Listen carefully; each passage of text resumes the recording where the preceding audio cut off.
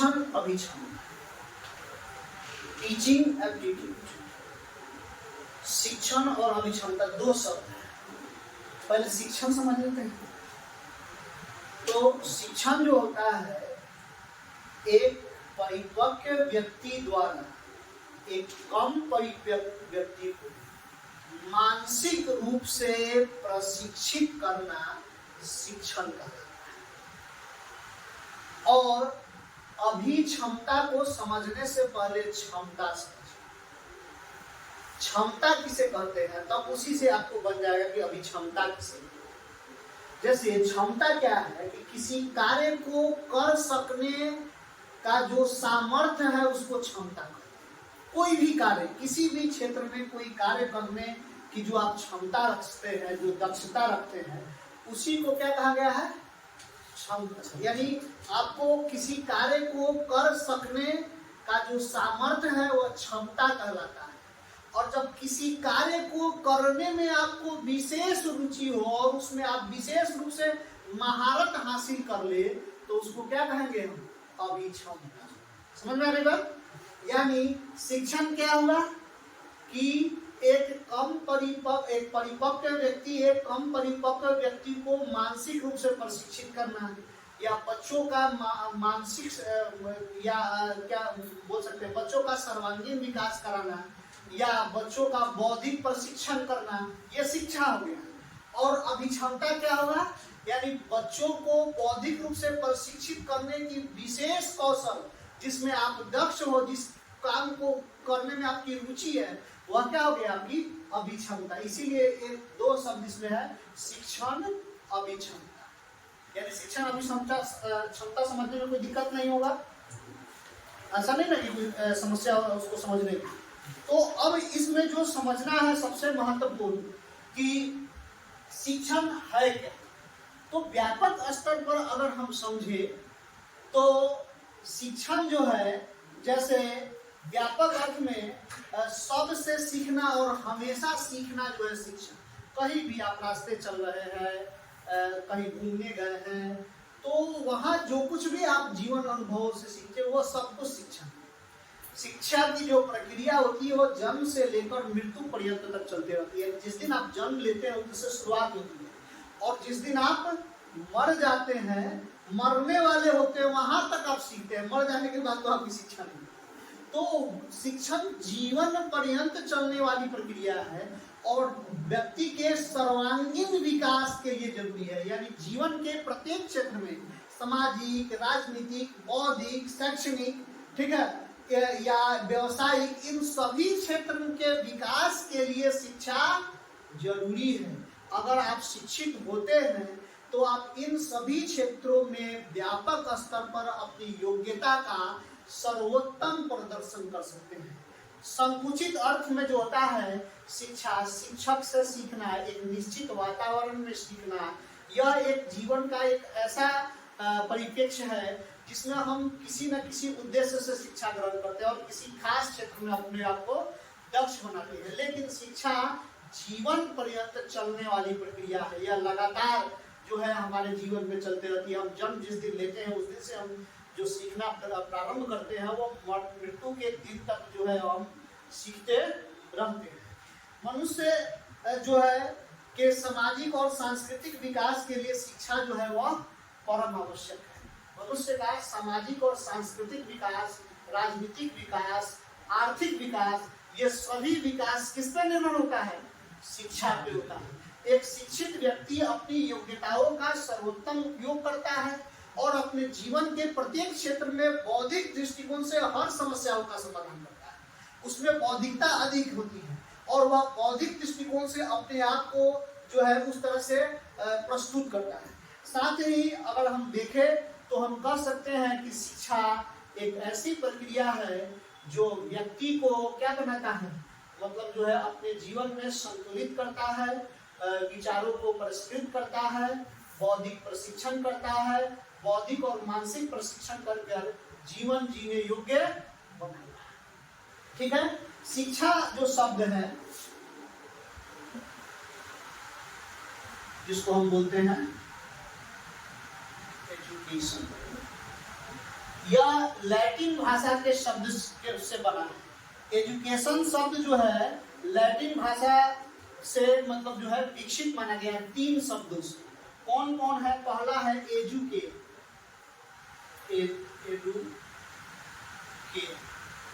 Educare जो होता है इसका अर्थ होता है लालन पालन।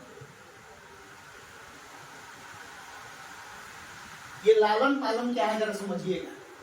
जैसे शिक्षा के अंतर्गत ये सब, जैसे हॉस्टल की जो परंपरा होती है आवासीय हॉस्टल का, उसमें क्या होता है कि व्यक्ति को पढ़ाना लिखाना, भोजन भी उपलब्ध कराना और साथ में उसको आवासीय सुविधा देना, ये तीनों सुविधाएं होती है ना।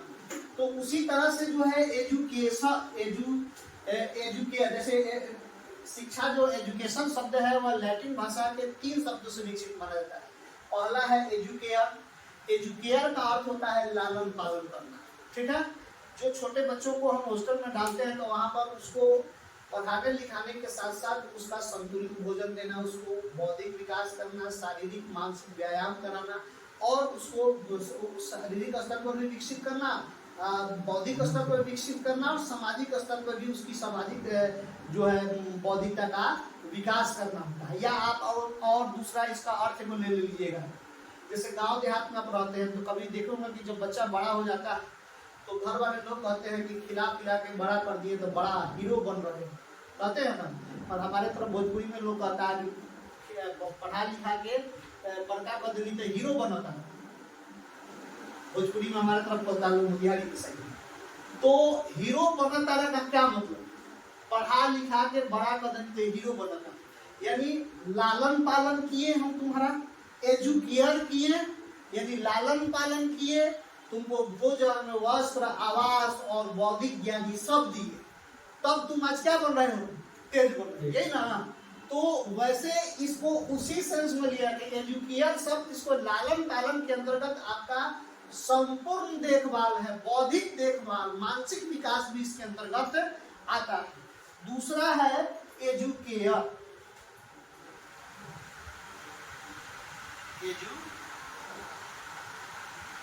एजुकेयर CERE, ये एजुकेयर।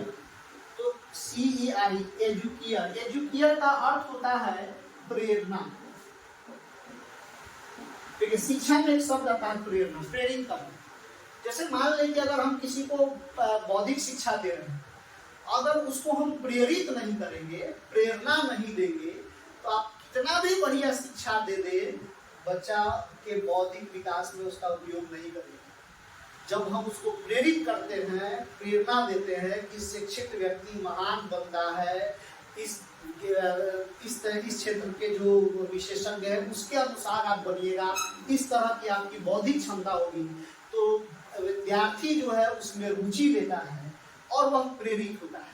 यानी शिक्षा प्रेरित करना है, पढ़ने के लिए आपको डेवलप करना है, सिर्फ पढ़ाना नहीं है, आपको यह भी करना है कि आप घर पे जाके पढ़ सके, आप सीख सके, सीखने के लिए प्रेरित कर देना। समझ रहे कि नहीं?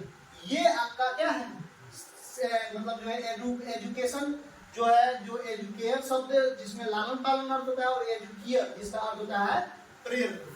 तीसरा शब्द जो है वह है एजुकेटर,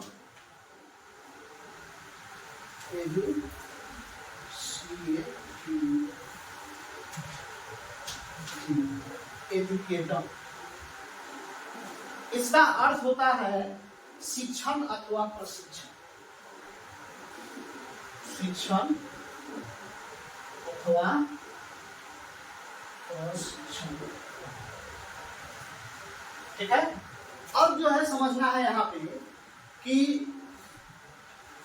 हम आपको बताया कि शिक्षा शब्द जो है जिसको अंग्रेजी में एजुकेशन कहते हैं, और ये एजुकेशन शब्द जो है लैटिन भाषा के शब्द से बना है, जिसका जो है जिसका विकास जो है इन 3 शब्दों से माना जाता है। ये 3 शब्द कौन है? पहला है एजुकेयर जिसका अर्थ होता है लालन पालन करना, दूसरा है एजुकेयर जिसका अर्थ होता है प्रेरणा करना या प्रेरित करना, और तीसरा जो है वह एजुकेटम है, शिक्षण अथवा प्रशिक्षण। यानी बच्चों को मानसिक विकास के लिए या विद्यार्थियों के मानसिक विकास के लिए उसको शिक्षित करना है या कौशल यानी प्रशिक्षित करना, यानी स्किल सिखाना।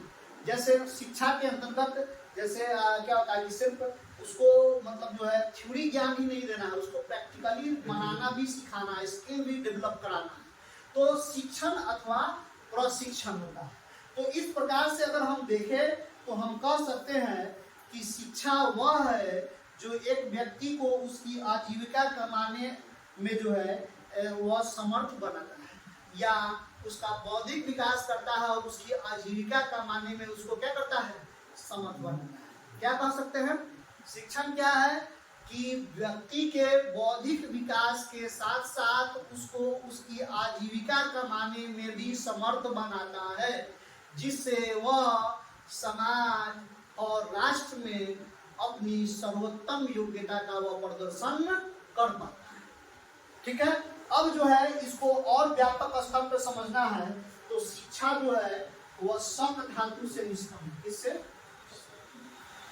शक धातु से निष्पन्न है, जिसका अर्थ होता है कर सकने की इच्छा और समर्थ होने का संकल्प। इसका शक का अर्थ क्या होता है, कर सकने की इच्छा या समर्थ होने का संकल्प। शिक्षा क्या है तो किसी काम को करने की इच्छा है या उस काम को कर लेने का सामर्थ्य हासिल कर लेना जो है वह शिक्षा है। ऐसा नहीं है कि टीचर खूब पढ़ा रहा, खूब मेहनत कर रहा और आपकी पढ़ने की इच्छा ही नहीं, समझने का मन ही नहीं, आपको उसमें रुचि ही नहीं हो, तो शिक्षक भले ही बहुत बढ़िया पढ़ा ले, विद्यार्थी में अधिगम नहीं होगा, विद्यार्थी सीखेगा नहीं।